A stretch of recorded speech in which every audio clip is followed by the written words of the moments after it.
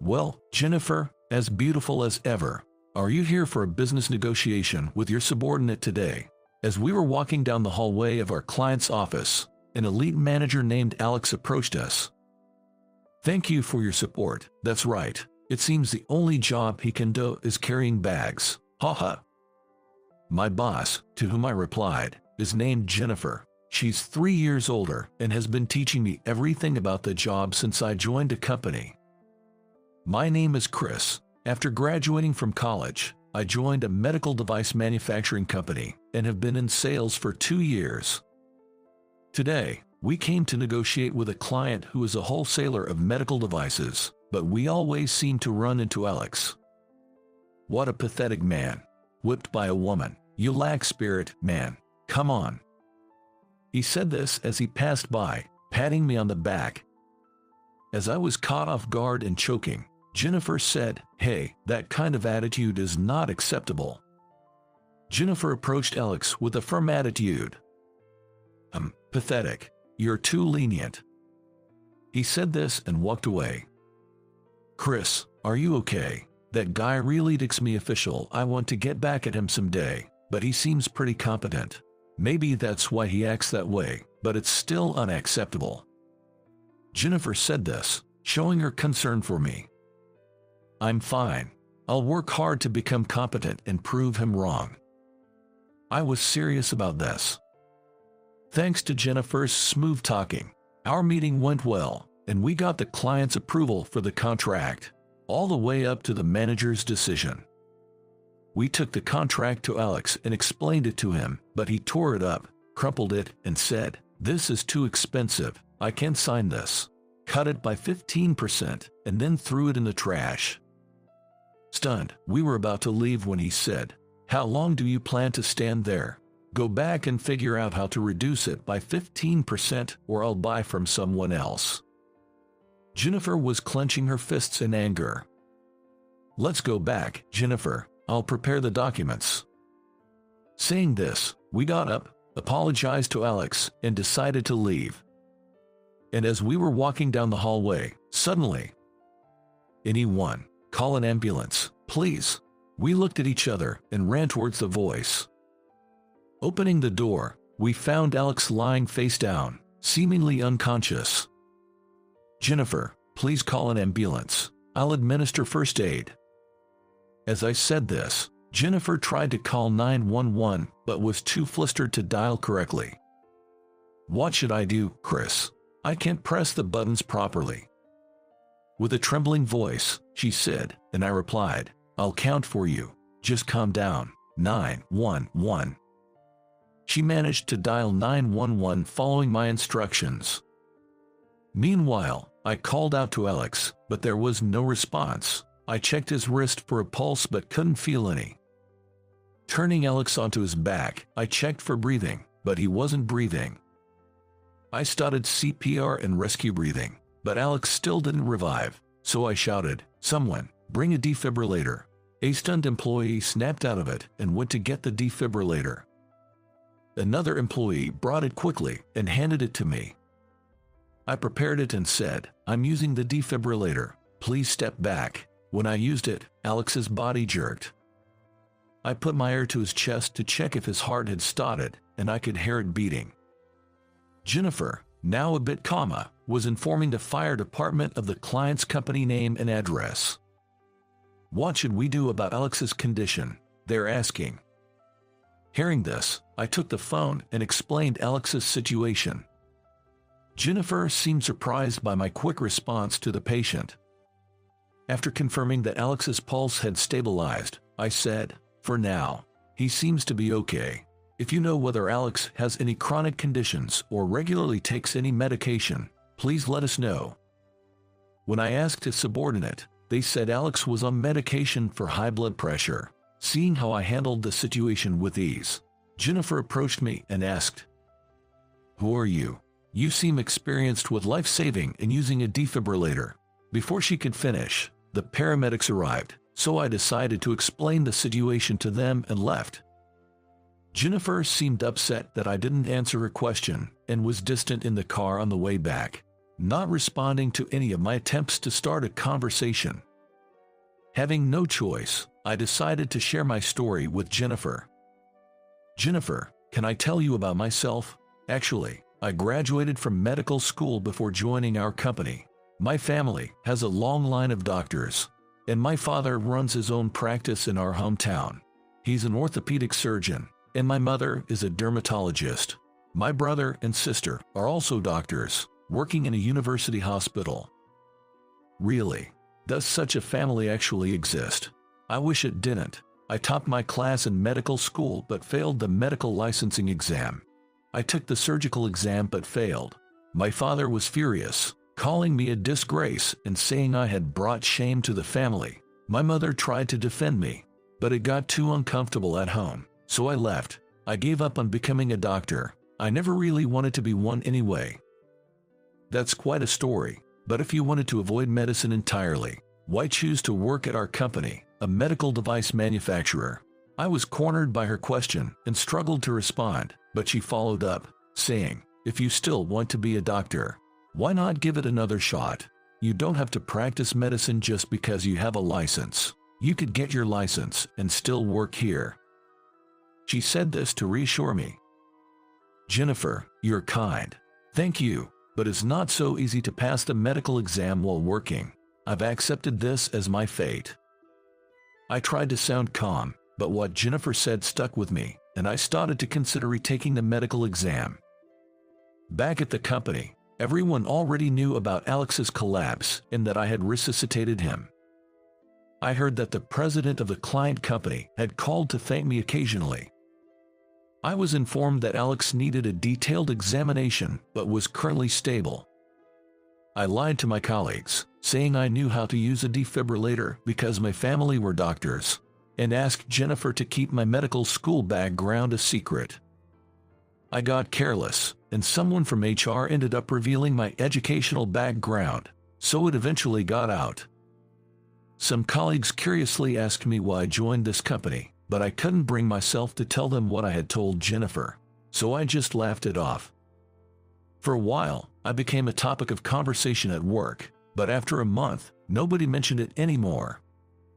Just when I thought I could finally concentrate on my work, I received a call from the client company. Surprisingly, it was Alex. Hello, is this Chris? Thank you for saving my life the other day. Thanks to your quick decision, I can come back to work safely. I'd like to visit you soon to express my gratitude in person. When would be a good time? Startled, I said, oh, you don't need to do that. Let me check with my supervisor. I need to speak with you, not your supervisor. Is there a problem with me visiting? No, not at all. Please hold for a moment. I put the phone on hold and told my manager, Mike, that Alex wanted to visit to thank me. Really? That's great. Let's take him on a factory tour and show our products. Chris, make sure to guide him when he visits. He said this, putting more pressure on me. Resigned, I picked up the phone again and said, thank you for waiting. We look forward to welcoming you to our office. Please let us know a date and time that works for you. Thank you. I wouldn't want to intrude suddenly, so how about in a week? I'm looking forward to meeting you. He said and ended the call. I sighed deeply and went to Mike for instructions on the visit. I'm leaving it up to you. You're Alex's lifesaver, so even if there are minor mistakes, he'll probably overlook them. Just memorize our product catalog. That should be easy for a med school grad. He ended with a sarcastic remark, so I decided not to say anything more to him. From then on, I spent my days preparing explanatory materials and learning about our products and catalogs at the showroom. As I familiarized myself with our products, I noticed differences from the medical instruments I used in med school. Understanding both the good and bad aspects, I suggested improvements to the product development team, and they said, thank you for the great suggestions. Could you also look at our other products? Your opinion is valuable since we don't get much feedback from doctors. If you have any cost-saving ideas, let us know. I never expected Alex's visit to lead to all this, but I found it interesting and continued to propose improvements to the development team.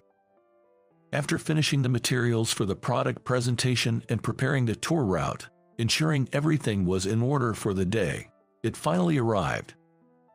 On the day, President Johnson and the executives were waiting at the company entrance for Alex's visit. As I met each executive, they said, "Chris, we're counting on you today. Make sure to promote our products well." Feeling the pressure, I saw the car carrying Alex pull up to the entrance. The driver opened the rear door, and Alex, using a cane, stepped out. "Thank you all for welcoming me. Is Chris here? He saved my life, allowing me to return to work safely. I have some after effects, but thank you very much." He said this. As President Johnson and the executives introduced themselves one by one, I thought standing for a long time might be hard for Alex, so I said, "Alex, it's been a while. Please, let me take you to the reception room." "Chris, you're thoughtful. Thank you." Alex smiled and gently patted my back, encouraging me to head with him to the reception room. Leading the way, Alex and I walked ahead while President Johnson and the executives followed. Then, Alex whispered with a laugh, "Don't your company's big shots know how to host guests?" Hearing that, I couldn't help but burst out laughing and simply replied, "I apologize." Since Alex was using a cane, I thought it would be best to cancel the factory tour and conveyed this to President Johnson, who agreed. In the reception room, a cheerful Alex, almost unrecognizable from before, apologized in front of President Johnson for tearing up the contract on the day he collapsed.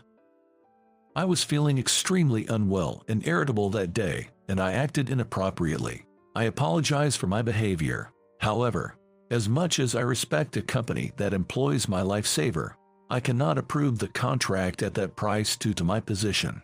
I cannot mix personal matters with business. Please, let's work towards a mutually agreeable contract," he said. I explained to Alex that I had conveyed the improvement ideas I thought of while preparing the product presentation to the development team, and that cost reductions were expected. "Then, let's have a presentation when the product is ready," Alex said before leaving. As his car disappeared from view, President Johnson, the executives, and I all let out sighs of relief. After explaining my discussion with the development team to President Johnson, I was granted the afternoon off as a reward. Back at my apartment, I couldn't stop thinking about Alex using a cane. I felt responsible, wondering if my first aid had caused his condition. Unable to ask Alex directly, I spent the day restless. The next morning, still preoccupied, I decided to research potential after effects based on Alex's symptoms and medication. Immersed in medical books, I rediscovered the passion I had when I aimed to be a doctor. Though I thought I didn't want to be a doctor, I realized my true feelings at that moment.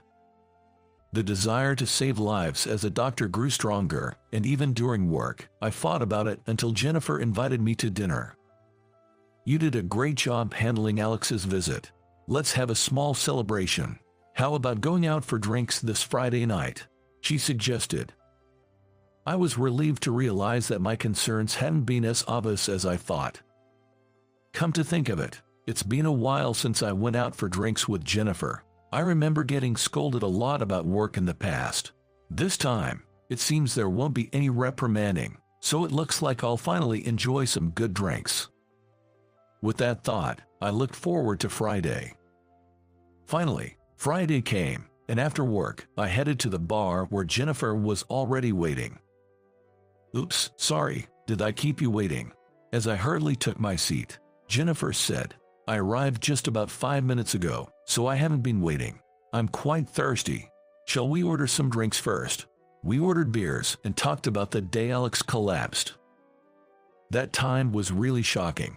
I was so angry at how Alex was treating you before he collapsed. I wanted to knock some sense into him. And then he just fell over. It made me feel somewhat responsible. It's strange. In such moments, even calling an ambulance properly seems impossible. I felt so helpless. Jennifer looked a bit downcast as she said this. "It's unnerving, isn't it? Despite his age, Alex maintained his physique and seemed to take good care of his health. It didn't appear like he had any chronic illnesses. To be honest, I've always found Alex a bit difficult, but during his last visit, he was surprisingly cheerful. Seeing him walk with a cane made me feel sorry for him. I've been wondering if my emergency treatment caused his condition. As I shared my concerns, Jennifer encouraged me. "What are you talking about? To be able to do what you did in that situation is incredible. Just because you graduated from medical school doesn't mean you're a doctor, so you don't need to feel that responsible. You did really well despite how badly he treated you." Jennifer continued, "Hey, Chris, this might be none of my business, but have you thought about pursuing a career as a doctor again? Becoming a doctor is a calling. Not everyone can save lives like you did. Forget about what your parents think. It's irrelevant." As Jennifer looked at me earnestly, I decided to be honest about my feelings. "Actually, I've been researching why Alex started using a cane. I'm worried that my first aid was inadequate. While researching, I realized that I do want to become a doctor. I'm just wondering if my curiosity about Alex's cane is the only reason." After listening to my story, Jennifer grinned and said, "I knew it," with a knowing smile. "Recently, you've been deep in thought a lot and sighing heavily. I was wondering what was going on. And it turns out you were worrying about all this, huh?" She said this with a chuckle. "Was it that obvious? I tried to act normal around you. Was this invitation today specifically for this reason?" Jennifer laughed. "Spot on. I knew something was bothering you. You're quite transparent, you know. I even saw you researching medical conditions on your computer during lunch. Is there a reason you're hesitating?" I explained, "When I was a student, I had time to prepare for the medical exams, but now, working full-time, I have less time to study. I haven't saved enough to take a year off for study, and I don't want to quit a job I like." Jennifer responded, "It's fine if you won't regret it in a few years, but you can't live in doubt forever. If you fail again, then you can give up for good. So why not try and cut through the uncertainty? Now might be an easier time to pass." I knew Jennifer was right, but studying while working seemed daunting. When I explained this to Jennifer, she offered, "If you're serious about becoming a doctor, why don't you come live with me? I'm at work on weekdays. I can cook dinner, and I have enough savings to support you for about a year. I can lend you money, too. Living alone, you'd have to cook, which is a waste of precious time. If you work hard, even if you don't succeed, you'll be able to move on without regrets." I was stunned by her unexpected offer and didn't know what to say. But her sincere concern for me was heartwarming. "Thank you, Jennifer. I appreciate your serious consideration of my situation. I'll think about it over the weekend. Of course, I'm leaning towards taking the exam. I need to assess my current knowledge, figure out how to make time for study, and consider how to balance it with work." Smart people do that, don't they? Think carefully and decide. I'm not that smart, so I just go for it. Instead of wasting time overthinking, why not dedicate that time to studying? If there's a will, there's a way. Her words resonated with me, and she added, "I don't like talking about it, but I've given up on many things in life. That's what I don't want others to give up. Chris, you still have a chance. If you want to do it, you should. If you give it your all and it doesn't work out, then you can let go. It seems like a part of you still believes you can do it." Encouraged by Jennifer's support, I resolved, I'll try. I'll study while working for a month, and if it doesn't work, I'll look for other ways. I might inconvenience you at work, but I have to do this. Interrupting me midway through my explanation, Jennifer jokingly said, "You're always like that, aren't you? What's new about it? I'll support you in your work and meals, so start preparing for the medical exam. First things first, I'm going to your apartment now. I need to know where it is to bring you dinner." Again, she surprised me with something unexpected. "No, that's all right for dinner. There's a convenience store and a diner nearby. If you want, you can bring dinner to the office." I try my best to politely decline her offer to come to my apartment. Is it such a hassle to have me come over? I'm quite good at cooking and doing household chores, you know. But if it's going to be a distraction from your studies, then I won't come. Just know that if you're serious about this, I'm willing to help that much. Knowing there's someone to support you can be a big motivation. Seeing Jennifer looking a bit sad, as if disappointed that I wasn't relying on her, I quickly reassured her, "Please, don't be down. I'm just really surprised and grateful to meet someone who thinks so deeply about helping me. It's truly a blessing to have someone like you encouraging me. There's a limit to how much one can push themselves alone. But knowing that you care so much makes me want to work even harder. I will definitely turn to you when I need help. Jennifer, I can't thank you enough." That's what I told Jennifer, expressing my sincere appreciation. "Can I have your apartment address then?" Jennifer asked, holding out a notebook and pen. After writing my address in Jennifer's notebook, she remarked, "Oh, you live quite close to me. It's surprising that we've never crossed paths during commute hours." Learning where Jennifer lived, I realized it was only about a 15-minute bike ride from my place. "I live near a bus stop and usually commute by bus," I explained. "You would take the train from your place, right? Maybe that's why our paths never crossed, but there's a supermarket located halfway between our places, so we might have bumped into each other while shopping."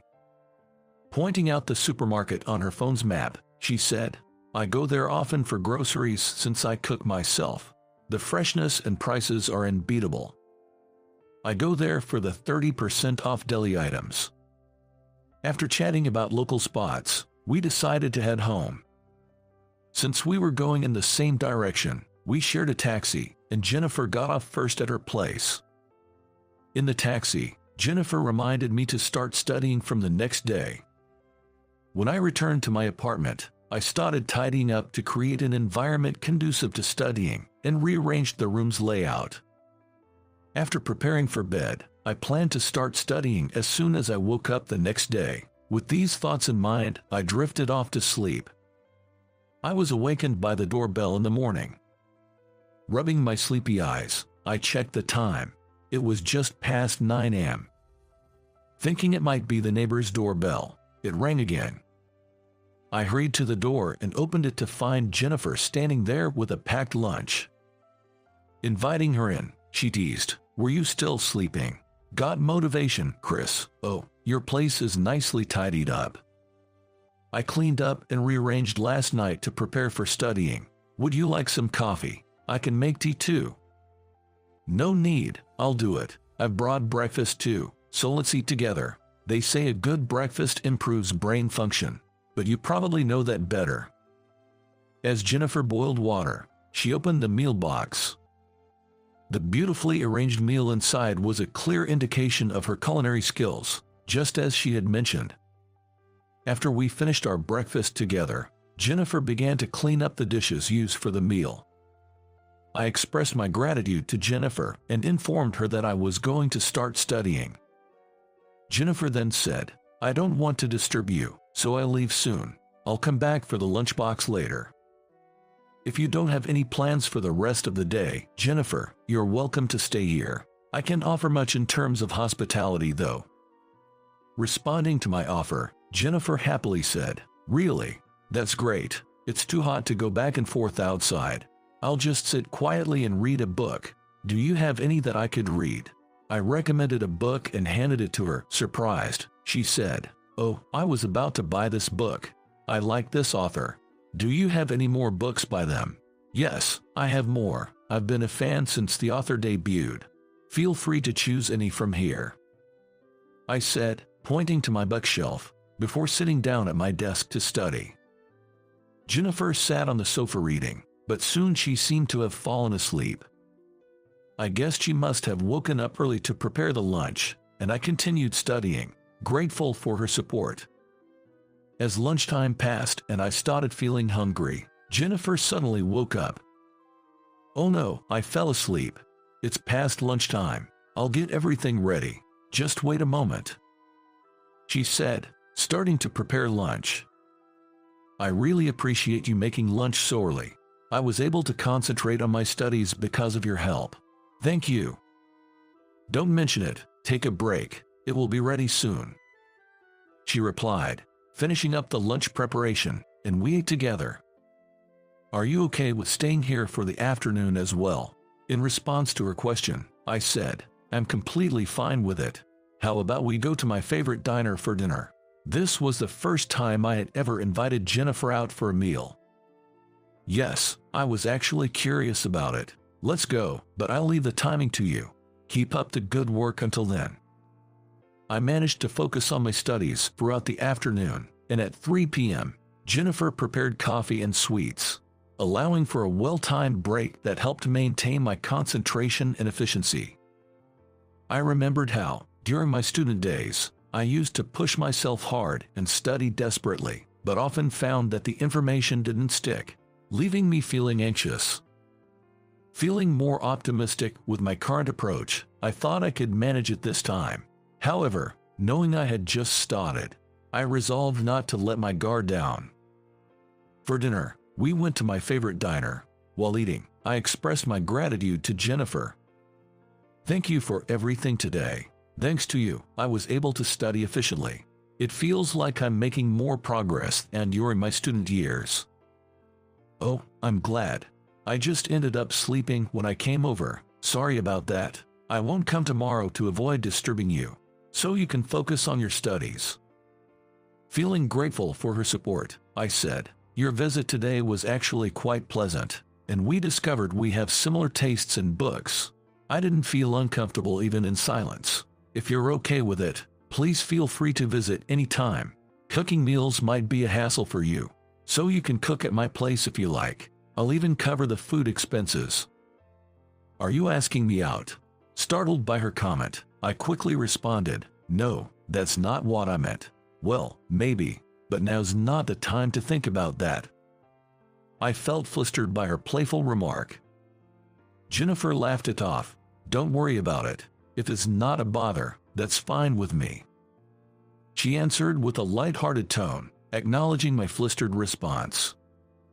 After that conversation, we parted ways at the diner, and I watched her leave before heading back to my apartment. I studied until I fell asleep, and before I knew it, the night had turned to morning. Although Jennifer didn't come over on Sunday, during the weekdays, she supported me by bringing packed lunches. I couldn't study during the day due to work, but Jennifer took over all my overtime, allowing me to focus on studying when I got home. This routine continued for 2 months, and I began to adapt to this new rhythm, feeling my studies progress. Trying some past exam papers, I scored close to the passing mark. I consistently achieved stable scores even on other past exam questions. Although these scores didn't match my student days, I felt a sense of joy and accomplishment. The fact that I could achieve steady scores in a different environment from the relentless struggle of my student years was a significant achievement. I shared this progress and my happiness with Jennifer. I'm doing better now than in my student days, though the scores are a bit lower, but I think I can make it through the medical exam in another half year, I told her. Jennifer responded, that's great to hear. If I'm helping, then that's good. I reminisced about the first time you brought lunch to my apartment and how you fell asleep from exhaustion. When I feel overwhelmed by studying, I remember her sleeping, and it motivates me. It's good to have someone to work hard for. That's what I conveyed to her. From then on, she came over once a week to cook and support me. Whenever I felt like giving up, recalling her dedication helped me push through. 2 weeks before the exam, I decided to use all my remaining leave for the final push. By then, my intention to take the medical exam had become known at work, and even my boss, Mike, was understanding. Though Jennifer didn't take leave, she supported me by cooking dinner on weekdays and staying over on weekend. Finally, I passed the medical exam. Without hesitation, I called Jennifer to share the news. She was tearful on the phone, so after expressing my gratitude, I invited her out for dinner. The next day, the product development team informed us that the improved product was ready. Jennifer and I prepared the materials and set off to present them to Alex. When we visited the client, we were led directly to Alex. Together with Jennifer, I explained the product improvements and the cost reductions, asking for feedback. The person in charge agreed to the contract, and Alex also approved it, allowing us to finalize the deal. Please convey my appreciation for the hard work and development, said Alex. Maybe it's because of Chris's advice. I noticed he seems different since the last time we met, more confident. Did something happen? Jennifer and I exchanged glances, and she encouraged me. Chris, why don't you tell him? I decided to share the story from when Alex collapsed. I talked about my decision to pursue medicine again, my successful medical exam, and how Jennifer had been a dedicated supporter throughout the journey. Hearing this, Alex said, I see. I didn't mean to cause you worry. The cane was due to a back injury, unrelated to that incident. The emergency crew told me your first aid was perfect. Without you, I might not be alive. You should be confident in yourself. I felt a weight lift off my shoulders upon hearing this. You two looked like a perfect couple from the start. Finally got together, huh? Alex teased us.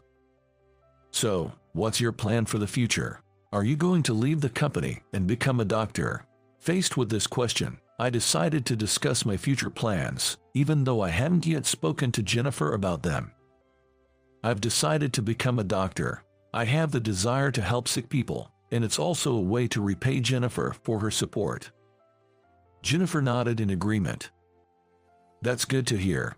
Jennifer will miss you at the company though. Jennifer quickly replied, mind your own business. It's his life, and I support whatever he decides. Chris, become a great doctor and fix Alex's attitude. Suddenly, the staff member standing next to Alex burst into laughter. Caught up in the moment, we all joined in, sharing a lighthearted laugh together. After receiving a contract, we left the client's office to head back to our company. In the car, I spoke with Jennifer. I'm sorry I decided to become a doctor without telling you first. I had planned to discuss it with you sooner. It's okay. It's your decision, and as long as you don't regret it, that's all that matters to me. Thank you, but there's one more thing I need to say, or I might regret it. Would you consider dating with me? With the marriage and spending our lives together in mind, Jennifer seemed utterly surprised, probably not having anticipated this at all. Jennifer, clearly surprised, eventually said, yes, I will. Guess I should start planning my resignation. Wonder who will do the sales if we both leave. 3 years have passed since we got married, and my wife is still working hard in sales. Every day, I face my patients with gratitude, remembering how Alex's collapse became the catalyst for where I am now.